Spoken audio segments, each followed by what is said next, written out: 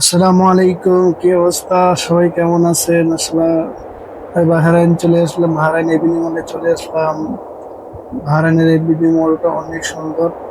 বাইরে যতটা সুন্দর, ভিতরেও সেম ততটাই সুন্দর।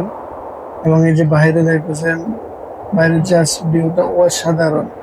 এখানে বসে বসে কফি খেলে আপনি আর এই ভিউ গুলো দেখলে জাস্ট অসাম লাগে। এই যে এটা হচ্ছে বাহরাইন এস টাওয়ার বলে আর কি, ফোর সিজন হোটেল। তারপরে এই যে আছে নদীর মধ্যে হাউস বোট গুলো আছে, এগুলাতে আপনি ঘুরতে পারবেন।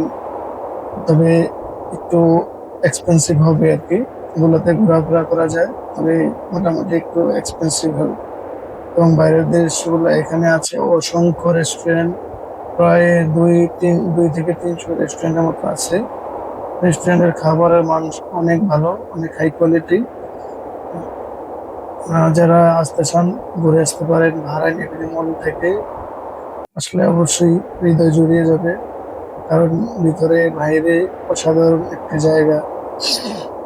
সবাইকে বাহরাইন এভিনিউ মল থেকে স্বাগতম, শুভেচ্ছা, বাই বাই।